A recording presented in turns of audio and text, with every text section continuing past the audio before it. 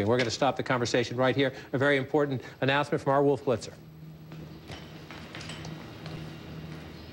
All right, John, we have the breaking news. We can project a winner in the Kentucky Republican Senate race. The eye surgeon Rand Paul, the son of Congressman Ron Paul, will be the Republican nominee, and we project that he will defeat Trey Grayson, the Kentucky Secretary of State. Grayson was seen as the establishment candidate. The Senate Republican leader, Mitch McConnell from Kentucky, he had endorsed him. He had other endorsements from major Republicans. But Rand Paul, really a novice in politics, coming in as he's an ophthalmologist, coming in with an overwhelming amount of support from the Tea Party movement. He now will carry this Republican Senate primary in Kentucky, setting the stage for a contest against a Democratic candidate in November. That Democratic race is still going on. We are not yet ready to project a winner in the Democratic contest between Dan Mongiardo and Jack Conway. As soon as we get some more results, we might be able to move in that direction. But, John, right now, Rand Paul, not a huge surprise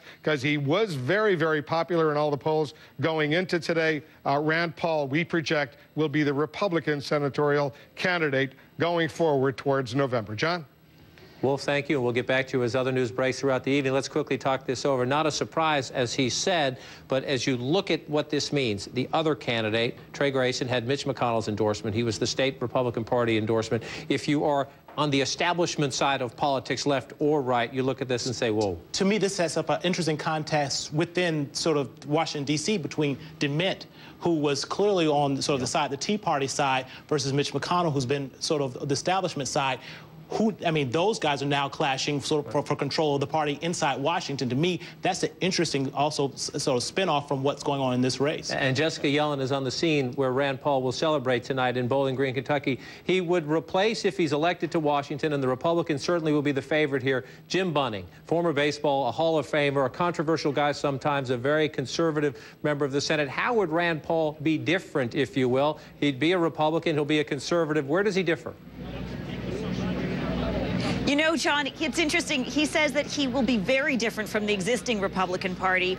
He has said he wants to take the party back, control spending, and return more power to the states. But he said he'd actually like to follow in the footsteps of Jim Bunning, the man he would replace, partly because Bunning was so disliked. And I mean that because he doesn't want to do what's popular. He says he'll do what he believes is right. And he thought Jim Bunning did that. I've been talking to a bunch of the people who are gathered here at the victory location, and they said Rand Paul victory to them means not only would they be taking their party back, but that they would demand that the country pay their bills the way they have to every day. That is the message I hear from voter after voter. The government is not being responsible the way I have to, and they want Rand Paul to change that. Rand Paul himself has said he will not rest for a moment. He will wake up tomorrow and start doing interviews bright and early, 4 a.m. National media has been good to him, and he's going to keep on working that. But tonight he's here at this country club, and we're waiting for him to speak here in the next few hours, John. Jessica Yellen on the scene. Neil Newhouse, I can't resist. This might come across as a bit of a cheap shot, but he's the Tea Party favorite, or is he a country club Republican? Let's stick with Tea Party. He's a cocktail party, not a Tea Party. He's in a country club. That's the worst optics you can have. I know. I was thinking the same thing. The fire has advanced the country club. You mean they should have at least taken the signs down? He's a member of the Bowling Green Country Club, and we looked it up. The membership dues, a real man of the people. The membership dues are not that obnoxious. It's like $7,500 a year. He is an eye doctor, and he gets here. If you want to talk fiscal conservatism, one of the reasons his staff says he's there is that he gets the room for free as a member. He doesn't have to spend money on a hotel ballroom. That could be but the bigger message here is, you listen to what you said about what the voters are saying there. The voters are saying they want the government to be accountable with their dollars, to spend the money the same way they do, and to be, balance their checkbook. And that's not specific just to Kentucky. That's across the country. That's exactly what we're seeing across the country. And it's not just Tea Party. It's Republicans, it's independents, and it's even Democrats.